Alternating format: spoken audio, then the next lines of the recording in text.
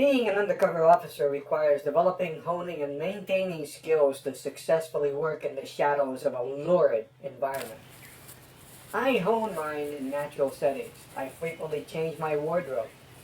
I alter my voice, all with the purpose of remaining anonymous. Blowing my cover could result in not only loss of my job, but physical harm. So that's why you'll see and hear my narrations in random and endless variations. But let's turn our attention to the fraudster. Fraudster loves people, especially those who fall for scams. A favorite is an investment scam. Investment scams give fraudster a special thrill.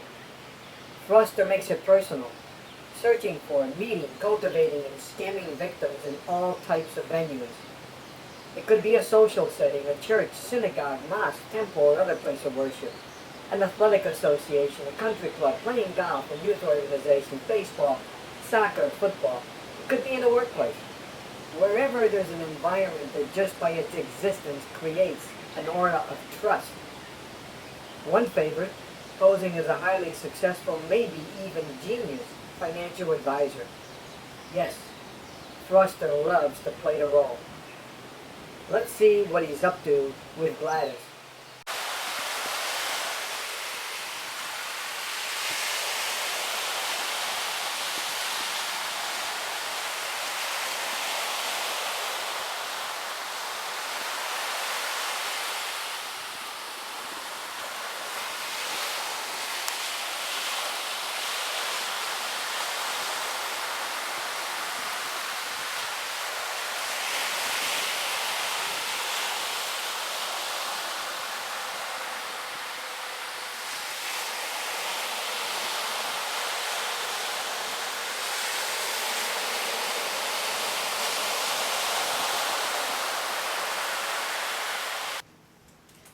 Come on in. Have a seat, Thank please. Oh, I love your house. Oh, why, thank you. And these figurines are so beautiful. Oh, well, thank you for saying that. These figurines really have a lot of special meaning to me. This one here represents my husband. Uh-huh. You know, he had a real fondness for the sea. He was also a veterinarian. Oh, Let's see here, represented, and this one here in the middle is kind of represents how I'm feeling right now. So they're very significant to me, but you know, it's a long story. Welcome. Nice to see you again, Mr. Itange. nice to see you.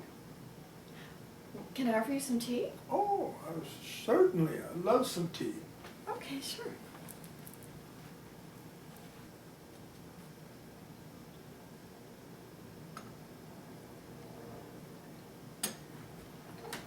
Thank you. You're welcome.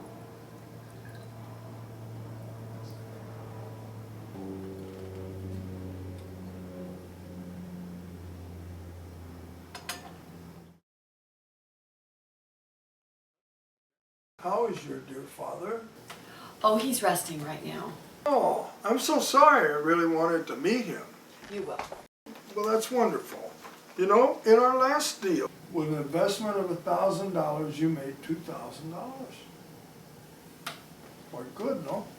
Yes, yes, your lead and your connections certainly paid off for me. So, Madame, as I promised, I have found you an ideal place for you to invest with no risk. We can double your money, but unfortunately this time it's going to take a lot more of investment. It's required a minimum of $25,000. And that's minimum. Ooh, that's quite a lot of money. But tell me about it. My Uncle Ole knows the Minister of Finance, and he recently had lunch with him. And while they were having lunch, he mistakenly told him about a brand new oil firm, Irakoru, and it's to start a new, absolutely huge oil extraction project. And that project will be announced tomorrow evening, your time. Since my uncle is an investment broker himself, he can easily invest the money before anyone else finds about this. I myself am investing $250,000 in this project. Be transferring the money to my uncle this very evening. Now, who knows? Your investment might quadruple on this one.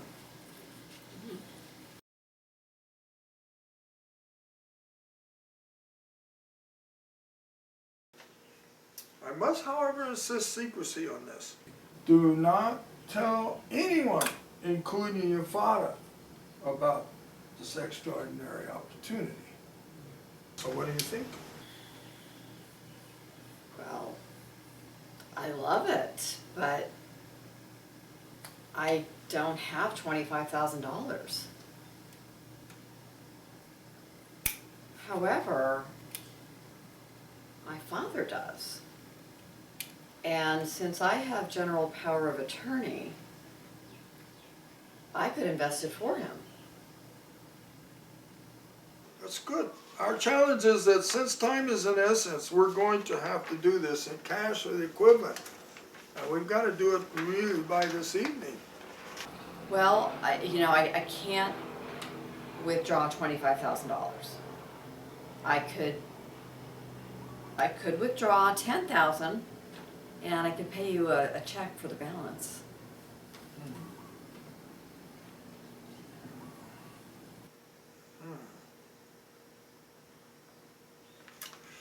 Well, madam, I usually do not defer payments or take a check. However, given that you're a very special client and this is being done for your elderly and ailing father, I agree this time. I agree.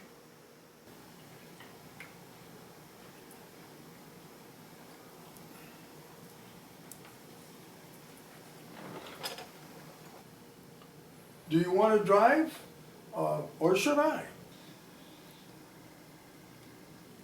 No. Let me drive. It's the least I can do. Thank you. That will be very helpful indeed. Believe me, you will not regret placing your trust in me. It's all about trust, isn't it? Wow, talk about being bold, courageous, a risk taker, a genius. Fraudster did it all in this scam. I know what you're thinking. There's just no way that Fraudster can hire a major setting, actually come openly to a location, make a pitch, and lay a foundation for scamming people. It has, does, and will continue to happen. We live on an island, and one would think, no, not here. It's just impossible. Perish the thought. These frauds are all too real and have a devastating effect. Whatever money Fraudster takes in is hardly ever recoverable. Even when recoverable, it's a fraction of the amount collected. Let's review what happened to Gladys. Gladys was traumatically impacted by the disappearance of her husband. She had a breakdown, saved by her father, who, having become disabled, Harold is under her care. Her father's disability gave her new purpose, strength, and responsibility. Specifically, she has a general power of attorney, a legal document for her to act on her father's behalf when it comes to managing his assets. First lesson, make sure you know what a power of attorney is, the types of power to be granted, and what the holder of a power can and cannot do, and who's granted the power. So how did this scam get started? Well, Gladys learned about Fraudster, consulted his webpage, and attended one of Fraudster's seminars, investing $1,000. Fraudster's clever. He turned Gladys's $1,000 into $2,000. As a result, Gladys concluded, this guy is a genius. He's going to make us a ton of money. Wasting no time and having set the foundation, Fraudster quickly moves in for the kill. Fraudster does it face to face. meeting Gladys at her home, in her castle. His claim to genius? His contacts in a foreign country. My Uncle Ole knows the Minister of Finance, and he recently had lunch with him.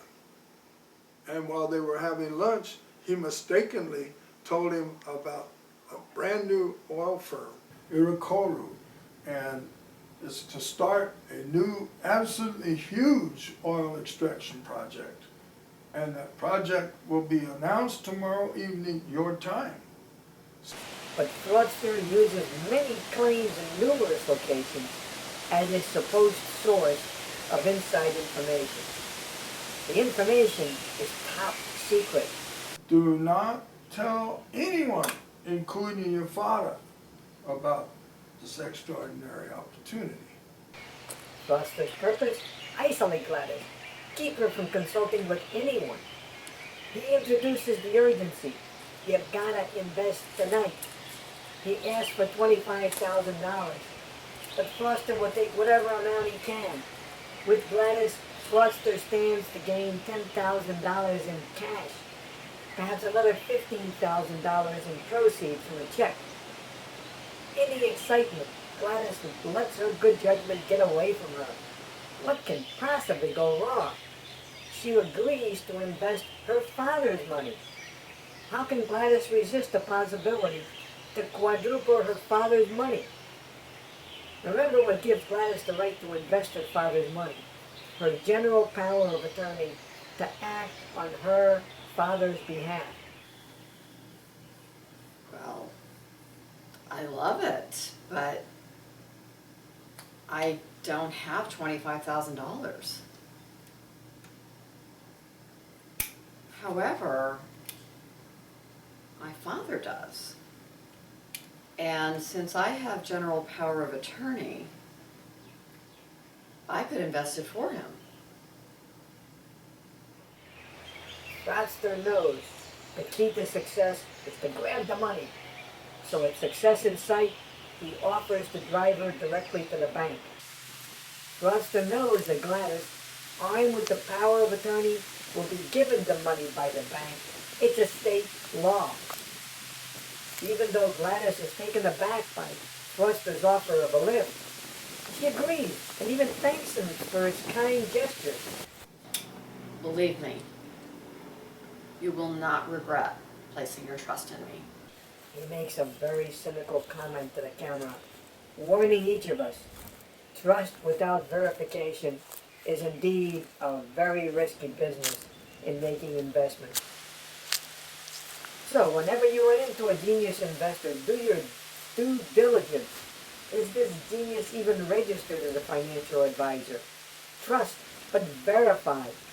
Otherwise, Fraudster will be visiting your house, or worse yet, your elder's house, possibly even making payments to victims by using money he receives from other victims, until I catch him and put him away for a very, very long time. But keep in mind that Gladys is willingly giving over her father's money to Fraudster. She's not being coerced, just being lured by a scheme that is too good to be true, and it isn't. With money and the check in hand, Fraudster can scram. Further, do not become part of Fraudster's coconut loyalists by recommending Fraudster to friends or colleagues. Be wary of promises of returns based on secret, inside information, leading you to part with your or a loved one's hard-earned money into Fraudster's growing coffers. I can almost guarantee you that when I finally catch and prosecute Fraudster, there won't be much of your money recoverable to return to you or your elders. However, Fraudster will go to prison for a very, very long time. Little comfort to your empty wallet. It's all about trust, isn't it?